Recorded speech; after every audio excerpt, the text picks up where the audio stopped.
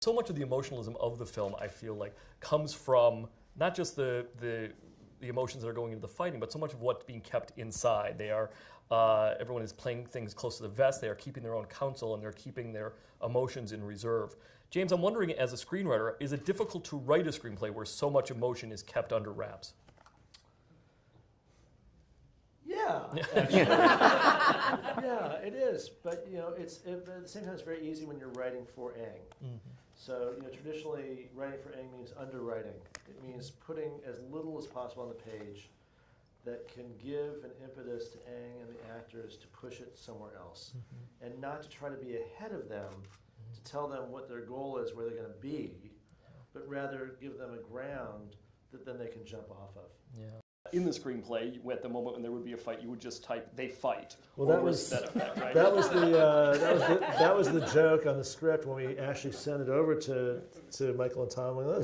I actually wrote. I hate this. I hate reading scripts that have editorializations like, and in this scene she will turn with the with 20 years of regrets flitting across her eyelids. And she blah blah blah. The point was to craft the script in such a way that whenever you got to that moment and set it up, to understand that when the fight was over, it had advanced the story in a way that made, so it's not just a spectacle that was dropped in to like, it's like some blah, blah, blah, and then there's a musical number for no reason. Yeah. So that at the end of the fight, the story actually progressed. Yeah. Right, so that was the key to the whole thing. Sound is really exquisite. In putting the sound together with your team at the time, I know that there was sort of a sound that you guys wanted for the Green Destiny sword, right? It almost had its own language. What was the discussion going into that? I like doing things like that with just about every department. But sound effects is one of my favorite. Yeah. So I go to the hardware store and just pick anything have a sound. So that has like 20, 30 different instruments. Wow. And the grinders, and the glass, what do they call that? Is all kinds of things. Wood, the sword, like woo. Yeah. So we just play with it and put it on all the tracks, and we just mix and mix and mix. It was fun. Yeah. And a sword goes. Like 18 sound go. Everywhere. It was fun. Yeah. I like making movie, not just directing actors or writing script or cameras, like every little thing. Yeah. That was fun.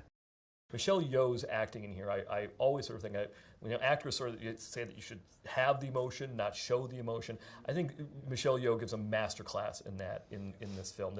She does so much with her eyes and so much with her face. She was, you guys had written it for her in mind, right? I had, when I watched the movie, I didn't know Zhang Zi and Jordan Fowler was not an action hero, so it come later, but I always had her in mind. I watch her in all the martial art films. She didn't do not much else at that time, but she just has the look and the counting. You just see her face, there's a lot of emotion, there's a volcano in there, and I thought all her training, everything about her is prepared for this. All her career is prepared this moment in this role. Yeah. Michael, you commented on the reception to the film here in the States. How was it internationally in terms of getting the right international audience to it, or being able to kind of satisfy both the domestic audience and the international audience? Well, you know what Aang said to me once. I don't know if you still feel this way, Aang. He said to me, it's about a year after the picture opened, he said, when I made this movie, I thought it would be a big commercial film in Asia and a very strong art film in the rest of the world, and it turned out to be the opposite. It turned out to be this spectacular commercial film in the West, but in China it wasn't as spectacular a commercial film. It was a strange movie for them at the time. Not so strange now.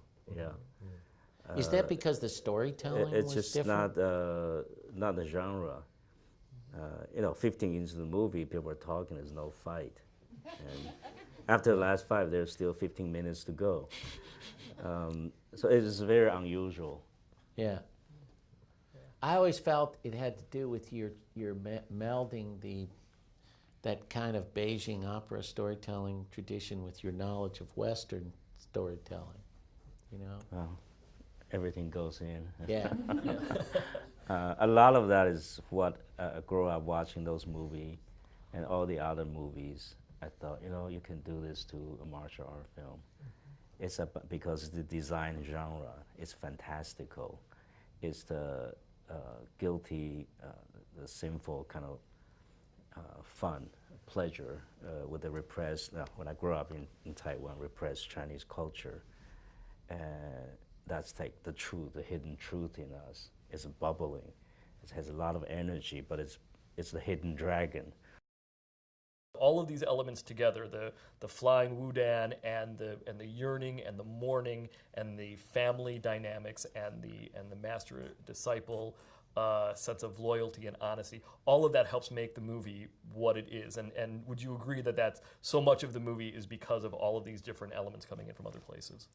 Yeah, that's what the genre, both in pulp fiction or in the movie, allows. You just throw, like Indian movies, just throw everything in. And if you want a flashback or something, just like boom, go. If they want to fly, they just fly. Anything goes. But somehow through that pretense or relaxation, somehow you can zoom into the truth of the heart is, or where our emotion hides. Where we try to be civilized, we cover it, be proper, and then it's the innocence of that. It's allowance. The style, most preciously, we didn't take it seriously, but seriously, it give allowance to all the inner, the pleasure, the pleasure, everything to play. There's a certain innocence in that. You forget about sophistication. No, I think people yearn to have that. Sometimes you take a newer form, and at that time, 2000, that was the form. And in 5 years, it'll be something else. It was a term for Crouching Tiger that year.